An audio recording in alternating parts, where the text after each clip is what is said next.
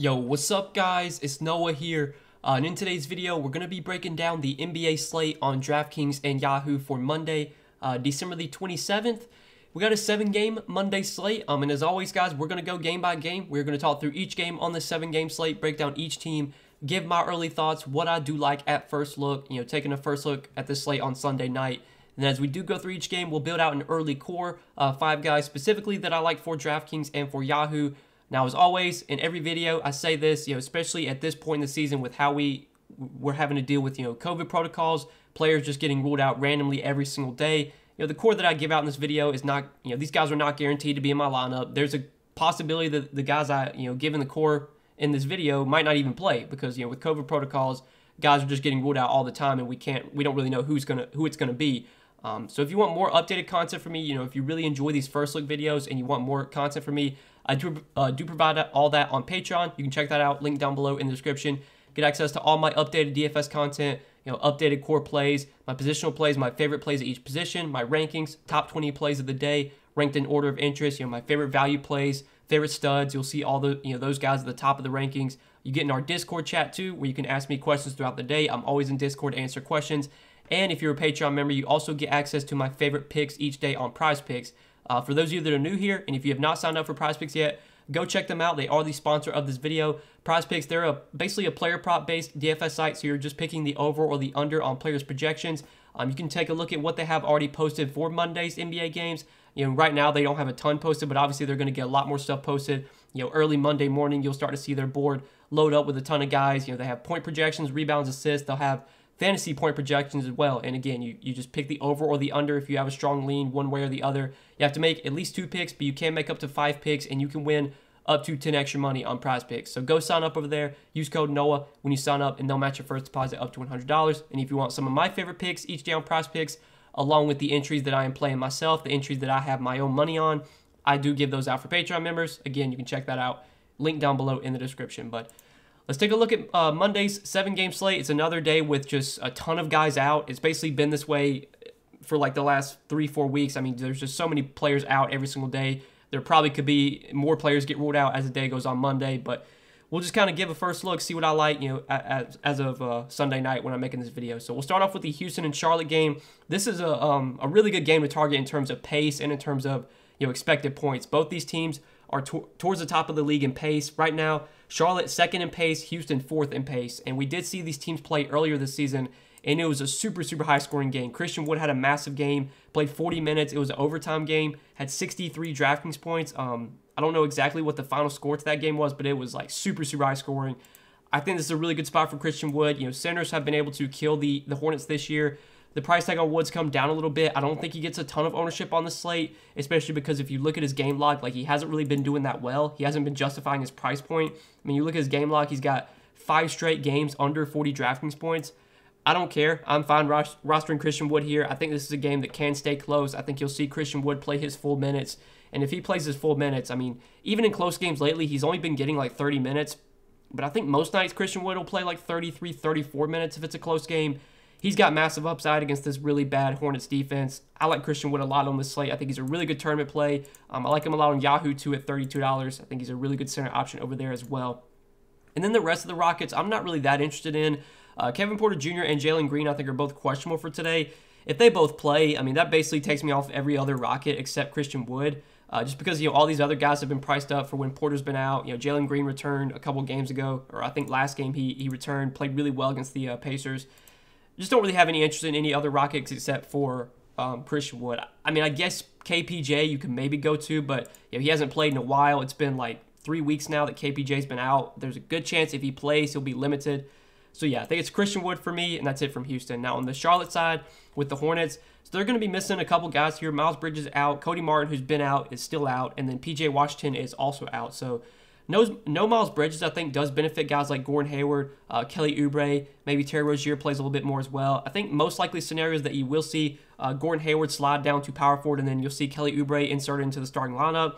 They could maybe start like Jaden McDaniels, but I think the most likely scenario is that, or Jalen McDaniels, but the most likely scenario is that Kelly Oubre will start.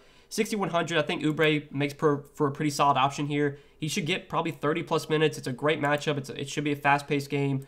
I think Kelly Oubre looks kind of appealing. I think Gordon Hayward should benefit as well. Without Gordon Hayward should benefit as well without Bridges. So I think at 6,400, like, he's fine on this slate. LaMelo's got a ton of upside in this matchup. Houston, again, they play really fast. They're bad defensively. So far since he's come back from COVID protocols, LaMelo hasn't been great, and his minutes haven't been that high either.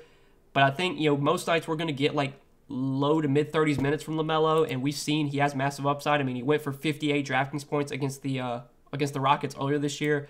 I think LaMelo's really appealing in tournaments. I don't think he gets any ownership on this slate at his pretty high price tag. So I'm kind of interested in him. Rozier, a fine mid-range option too. Value-wise, maybe with PJ Washington and Miles Bridges out, like, maybe we see Mason Plumlee get a good amount of minutes. They can't really go small just because, without Miles Bridges, without PJ Washington, like, that kind of takes away two guys that they could play at center. They'll play some small ball lineups. Sometimes they'll play Bridges at center. Sometimes, we know they play PJ Washington a good amount at center. I think Mason Plumlee probably plays like 30 minutes today. He's only 4K. Plumlee's a relatively productive player when he gets minutes. He's kind of a low-owned value that I have a little interest in. I don't think he'll be like a staple of my lineups, but if you were definitely max entering, if you were playing like 150 lineups, I would for sure have Mason Plumlee in my player pool. But really, I think LaMelo in tournaments makes a lot of sense. He has a lot of upside in this matchup. He should be low-owned. And I think Gordon Hayward, Kelly Oubre in the mid-range both should benefit without Miles Bridges. Those are two guys you could look to as well. But really appealing game in terms of pace and in terms of, expected points scored. This is one that I could definitely see turning into a shootout, and you do see a lot of guys do well in this game. But then the next game, Chicago and Atlanta. This is another game specifically on the Atlanta side where we have another really shorthanded team that we'll talk about in a second. On the Bulls, I mean, they're kind of shorthanded too. Lonzo got placed in health and safety protocol Sunday, so he'll be out. Caruso's out right now. Derrick Jones Jr. is out as well. Without Lonzo, Kobe White did start on Sunday. I can't remember how he played. I don't think he played great. I'm going to pull up the game log real quick so I can confirm that. He did play 33 minutes, but he only had 12 fantasy points. I think Kobe White really benefits when he's not having to play alongside DeRozan, not having to play alongside LaVine, and obviously with him starting, he's going to be playing alongside those guys a lot. He's just not going to get as much usage playing alongside them. I guess if Kobe White starts again, he probably does play over 30 minutes, and he's only 4,100, so I think he is in play for value. The main guys from the Bulls, like LaVine, DeRozan, Vooch, all of them, I guess, get tiny boosts without Lonzo, but none of them at their price points really stand out as priority plays on this slate. I think they're just kind of guys you'd be sprinkling in tournaments. And the rest of the Bulls I'm not too interested in. Javonte Green started again. He's been starting lately. He's been playing relatively big minutes, but he's not he's not much of a productive player. I mean, he played 28 minutes Sunday, only had 18 fantasy points. There's not too much I love from the Bulls, to be honest with you. Even with Lonzo, Caruso, DJJ out, I don't see a ton that I love here when you look at the price tags. Now, on the Atlanta side, Atlanta's really shorthanded. No Trae Young, no John Collins, Kevin Huerter out, Gallo out, Jalen Johnson, TLC, Okongwu, like all these guys are out. Lou Will, Shareek Cooper, Solomon Hill, Wes Iwundu. They got a lot of guys out right now. They still do have a lot of available players because they did sign a lot of guys. But I think we can expect heavy minutes for their main key guys, their main starters, which will be Clint Capella, Cam Reddish, DeLon Wright, Bogdan. I think you can expect massive minutes for all four of those guys, and they're all kind of appealing on this slate. Clint Capella, 8,300. Without John Collins, he should be really productive. Should get, I would say, his rebounding numbers without Collins should spike up a little bit. Now, he did play his first game back from COVID protocols on Christmas Day against the Knicks. Was not great. Only had 22 DK points in 28 minutes, but I think Capella offers some upside here. At his price point, I don't think he gets a ton of love, so kind of like Capella, Cam Reddish, DeLon Wright, Bogdan, these guys should all just get a ton of opportunity without Trae and without Collins. Cam Reddish should play high 30s minutes. He's priced up to 5,800, but he still has upside to pay off this price tag. Same could be said for DeLon Wright, who should get high 30s minutes. He had a really good game on Christmas Day, 37 DK points and 34 minutes. DeLon Wright's one of these guys that he doesn't do one thing really, really well. He just does a lot of things. He's just solid in like all categories. He'll get you a little bit of points. He'll get you some rebounds. He'll get you some assists. He'll get defensive stats. He's a guard version of Draymond Green. I think at 5,400, DeLon Wright does make some sense on this slate. I think he's in play for me. And then Bogdan, we saw Bogdan start on Christmas Day, played 36 minutes. He's basically no longer on a minutes limit. He shot the ball terrible, still had 22 DK points. I think without John Collins and without Trae Young, we can expect a lot of usage for Bogdan, a lot of minutes as well. And at 5K, I think he's another appealing option from Atlanta. And then value-wise, if you're looking for really cheap plays, I don't see too much I like here. We'll have to pay attention to the starting lineup and see who starts for John Collins. Obviously, Capella, Reddish, Wright, Bogdan, we expect all four of those guys to start. most likely scenario is that they just go small and play Skylar Mays, or start Skylar Mays and then like let Cam Reddish play the 4. I think in this matchup against DeRozan, they could probably do that. So yeah, I think Skylar Mays probably starts. He's 3,800. He's a fine value play, but I feel like there's other values I'd be targeting heavily, over him. Maybe Lance Stevenson plays a little bit more. We know Lance Stevenson, when he's on the court, like he's going to shoot the ball. He's not afraid to shoot the ball. He's only 3,100. More of a GPP dart throw, but really the 4 main guys from Atlanta, Capella, Reddish, Wright, Bogdan, that's where we really want to focus on from this team. I think all 4 of those guys look pretty solid on this slate. Next game, though, Boston and Minnesota. So Boston, they're not that appealing to me today just because they're pretty much fully healthy right now. Only guy that they're missing is Dennis Schroeder, who's been in health and safety protocols. I don't think Schroeder would return for this game. He just got put in health and safety protocols, I think, like a couple days ago. So Schroeder should be out. I think Josh Richardson could maybe be back soon. If he plays, I don't think that changes too much, though. With Jason Tatum and Jaylen Brown both healthy right now, it's really tough to prioritize either one of those guys where they're priced at. Jaylen Brown's been playing a lot better lately. He started to look like his old self. He's been getting big minutes too. So like Jaylen Brown, I guess, is fine. I guess Tatum's fine, but there's not much that stands out from Boston. Al Horford, now that he's back, that's going to take away from Robert Williams. Horford himself, I don't think looks that appealing. Just don't really like a ton from the Celtics today. This is not a team I really feel like I'm going to have much exposure to. Now on the Minnesota side, man, Minnesota, they are really, really missing a lot of guys today. No Karl-Anthony Towns, no D'Angelo Russell. Pretty sure Anthony Edwards is out as well. Even though DraftKings has him listed as questionable, I'm pretty sure he's out. Naz Reid is out. Jared Vanderbilt's out. Patrick Beverley is questionable. Yeah, they're just missing so many key guys. Basically, like almost all their starters, Cat, Russell, Vanderbilt, Edwards, and potentially Beverley, like they could be missing literally all their starters.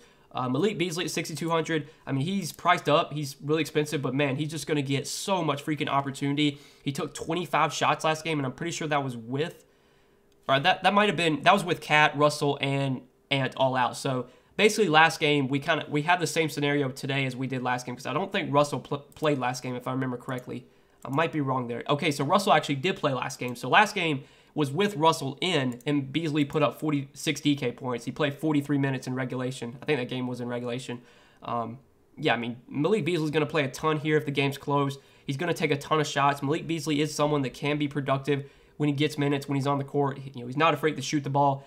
He probably will be the guy that leads this team in usage. while Cat and Russell and Edwards are all out. So I think Malik Beasley, even at 6,200, looks like a really good option today. I like him a lot on Yahoo. I think he's a little bit too cheap there, $18. He's by far my favorite play from Minnesota, but Patrick Beverley, if he plays, should get a lot of opportunity. Patrick Beverley, never been a guy that you really consider to have a ton of upside, but man, with all these guys out for Minnesota, like Patrick Beverley, I wouldn't be surprised if he puts up like almost a triple double here. 5,300. I think Beverley's playable if he's if he actually plays. Jaden McDaniels should play a ton. He's 5,100 though. At this price point, I don't love Jaden McDaniels, but again, 39 minutes, 37 minutes, like he's gonna play close to 40 minutes if it's a close game. So he's someone we could look to. We'll have to wait and see who starts for Minnesota. I'd assume that if Beverley plays, Beverley, Beasley, McDaniels, those will be 3 starters, and then we'll kind of have to wait and see, do they start Noel? Do they start Jake Layman?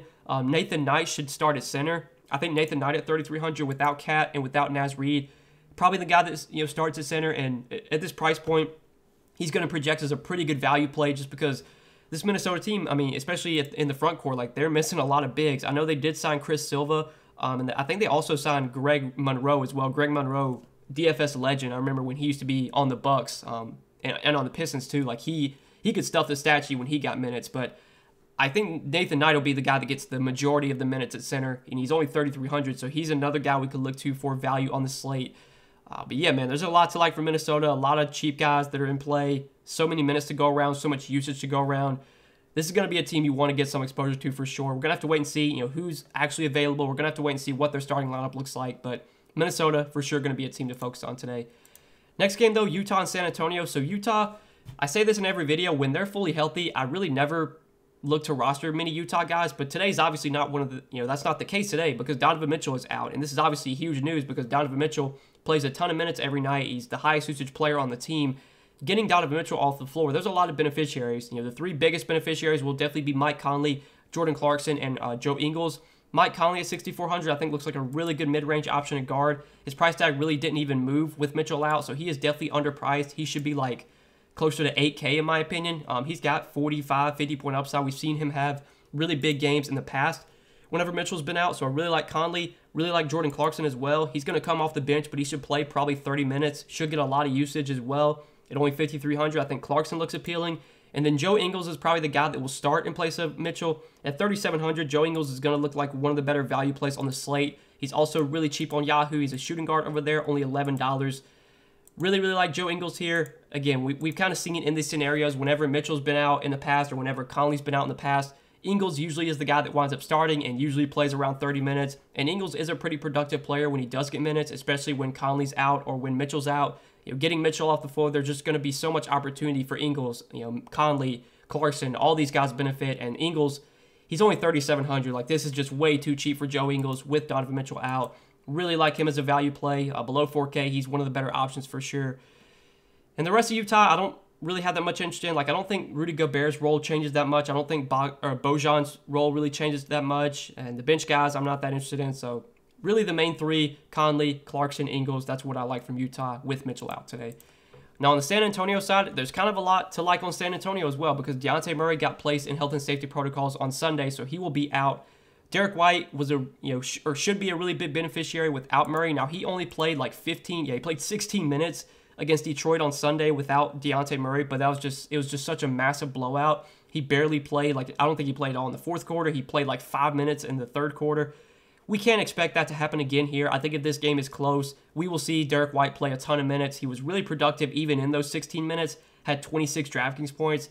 His usage should be through the roof without Dejounte. He should have the ball in his hands a ton. He had 10 assists in 16 minutes, so the playmaking opportunities are going to be there as well. I think Derek White is a really good play at 6,500. I like him a lot on the San Antonio team.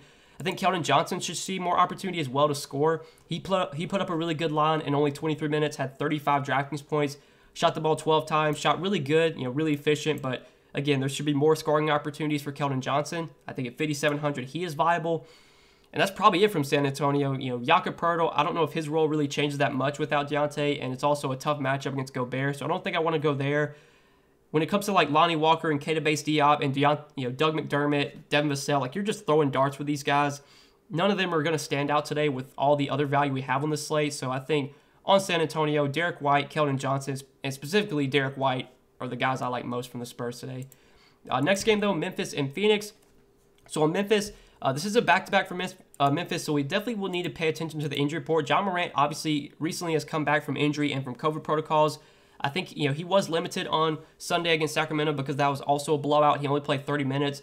I'd assume Ja Morant plays here, but just keep an eye on the injury report. It's a back-to-back. He just came back from injury. I guess it wouldn't be surprising if they do decide to rest Ja here, but if he plays, he should have a pretty heavy role, especially with Dillon Brooks out right now. Dillon Brooks is a pretty high-usage player who does take shots when he's on the court, so we should just see an even heavier workload for Ja, and he should play pretty big minutes if this game stays close. Now, the matchup against Phoenix is not great. It's a really tough spot for these Memphis guys on a back-to-back, having to go into Phoenix to play a really good team, a really good defensive team. There's definitely some blowout risk in this game, but I think Ja, at 8,800, if we get normal 35, 36 minutes from Ja without Dillon Brooks, without D'Anthony Melton, he's a really, really good option. Triple J, Desmond Bane, these guys are viable, but I don't think they really stand out on this slate specifically. Same could be said for Steven Adams. So for me, it's really just Ja from Memphis, and I think that's it. And then on the Phoenix side, it's tough to get too excited about Phoenix. Everyone on Phoenix, I think, is priced where they should be. Their prices have come down a little bit, but I still don't think they're great options on this slate where we have just so many other underpriced players. We have so many teams that are super short-handed right now, and that's not really the case with Phoenix. They're missing some bench guys, but like the main guys, Booker, Paul, Ayton, are all playing. Bridges, he's in right now. Jay Crowder's out, so maybe you see like more minutes for Cam Johnson. Cam Johnson probably will start. He's 4,600 though, so it's not like we're getting a great price point on Cam Johnson. He's viable with Jay Crowder out, but again, he doesn't really stand out to me. So Phoenix in general, I'm not too high on this slate. They're a team I probably will just be avoiding for the most part. Next game though, Dallas and Portland. So in Dallas today, we kind of know who's going to be out. It's basically everyone that's been out lately. Luka, THJ, Maxi Kleber, Reggie Bullock, Trey Burke, all still in health and safety protocols. Kristaps Porzingis, Jalen Brunson, both these guys should continue to have very, very heavy workloads, should continue to play a ton of minutes if it's a close game. On Christmas Day, Porzingis, he played 34 minutes, was really productive, had 27 DK points. That was in a tough matchup against the Jazz. Now he gets a much better spot against Portland, who's going to be without Yusuf Nurkic today. So I think Porzingis is a really good option. I think Jalen Brunson should play a ton of minutes as well. He played 36 minutes on Christmas Day, had 43 DK points. His role lately without Luka has just been unreal. He's been playing a ton of minutes. He's been super, super productive. With Porzingis back now, maybe that hurts Brunson a teeny bit, but not enough to where I'd be off of him. I still think at 7,700, Jalen Brunson looks pretty appealing today. And then the value from Dallas, I'm probably not going to go to. Like Sterling Brown and Frank Ntilikina both started last game, but I don't think I'd be playing them today with just so many other values on other teams. So it's really just the main two guys, Porzingis and Brunson, that I like from Dallas. And then on the Portland side, Portland, another team that is just super shorthanded. So they've been out, or they've had guys out a lot. A lot of guys out lately. CJ's been out. Dennis Smith Jr.'s been out. But now they're missing Robert Covington. They're missing Yusuf Nurkic. They're missing Cody Zeller. Also, Damian Lillard is questionable, so we don't really even know if Dame's going to play today. If Dame winds up playing, at 10-1, he is going to look like a pretty good pay-up option on this slate just because he should play a ton of minutes and should have a massive workload without CJ, without Nurkic. The ball should be in Dame's hands a ton. So I really like Dame if he plays. If he doesn't play, Anthony Simons at 4,300 is going to be the best value play on the slate. Anthony Simons should just play massive minutes if Dame is out. Should be really, really productive as well. He's just way too cheap, or he's priced way too cheap if Dame were to sit. So that's kind of big news. We're going to have to wait and see on. It's the late night game, so it's really tough to know when we're going to get that news. Hopefully we get an update sometime Monday afternoon. But that's kind of how I'd approach like the guard situation. If Dame plays, I really like him. If Dame's out, I really like Simons. And then, Norman Powell at 6,600, where he's priced at, I don't know if he stands out today, but I will say that if Dame winds up sitting, that would definitely make me like Norman Powell a lot more. Yusuf Nurkic, I think, or not Yusuf Nurkic, but Larry Nance Jr. at 5,200 with Yusuf Nurkic out, I like a ton. We have no Yusuf Nurkic, no Robert Covington, and no Cody Zeller. So they're missing a lot of their bigs. Obviously Nurkic is their starting center. Cody Zeller, when he's been healthy, has been kind of the backup center. Robert Covington, we know, they can use him as like a small ball center. Like the only other bigs they have, I don't even know. I don't know what bigs they have. I'm assuming they signed some guys because they don't have Watford either. He's another center that they're going to be missing. So, Larry Nance could play 36, 40 minutes today. Should start at center. He's only 5,200. I know, 5,200 might seem like not that cheap for Larry Nance, but in this role that he should get, starting at center and playing big minutes, he should be really productive. And with power forward and center eligibility on DraftKings, he looks like a really strong value play today. And I really like Larry Nance on Yahoo too. He's only $14 over there. I think Larry Nance is a really strong value. Anthony Simons, if Dame gets ruled out, would be a really good value too. I think Nasir Little should play a ton without Covington, without Nurkic, with all these guys out. He should get 35, 36 minutes. I think at 4,200, he's another value play that I have some interest in today. So there's for sure a lot to like from Portland. I think my main interests are going to be Larry Nance, Dame if he plays, and then Little. But if Dame gets ruled out, then I would definitely have a lot of interest in Anthony Simons. I think Norman Powell would look a little bit better as well. But yeah, man, Portland's super shorthanded. Gonna for sure want to target some guys here. Specifically Larry Nance, I like a lot on this Portland team with Nurkic, Covington, and Cody Zeller all out. Watford out too. But we can move on to the last game of the night, Brooklyn and LA, the Clippers. So on Brooklyn today, Brooklyn continues to be without a lot of key guys. No KD, no Kyrie, no LaMarcus Aldridge, and then some of their bench guys are out too. James Harden at 11,200. Price went up a little bit. Don't care. I still think James Harden's the best pay-up option on the slate. I thought he was the best pay-up option on the Christmas Day slate whenever KD was officially ruled out, and Harden went out there and had a massive game against the Lakers. I think it's once again a really good spot for Harden. I think he should put up another massive game. His role just without Kyrie and without KD is just so absurdly good. 25 shots in 39 minutes against the Lakers on Christmas Day. Triple-double, 36, 10, and 10, 3 blocks, 1 steal, 75 DraftKings points. That's just typical James Harden game without KD and without Kyrie. Love Harden once again. He should be almost 13K, I think, at this point. He should be priced where Jokic is every night. This is a clear misprice on Harden. He is by far my favorite pay-up option today. The rest of the Brooklyn guys, I'm not too excited about. I know Patty Mills had a great game on Christmas Day. He's 7,400 though. I'm not going to pay 7,400 for Patty Mills. I think he will take a lot of shots. I think he's going to have to be super efficient because he's not going to do too much else except shoot. He's not really going to get a ton of rebounds. He's not going to get a ton of assists either. I'm not really that interested in Patty Mills. I think we could maybe look to Claxton and Bruce Brown. So Claxton did start at center and played over 30 minutes against the Lakers, had 31 DK points. His price tag's come up to 4,900, so he's not super appealing. But if he does start at center and play 30-plus minutes, he's got upside to pay off this price tag. And then Bruce Brown started and played a ton of minutes. He played 37 minutes. Bruce Brown can be pretty productive when he does get minutes, especially without KD on the floor, without LaMarcus Aldridge on the floor. I think at 4,700, Bruce Brown is for sure another guy we could look to for value, assuming that he is still in the starting lineup, which he should be. And then lastly, I think DeAndre Bembry, another viable cheap play. Not as excited about him, but he started, played 27 minutes, had 27 DK points. He's still just 4,200. Mainly the starters I'd be looking to from Brooklyn, but Harden is by far the priority here.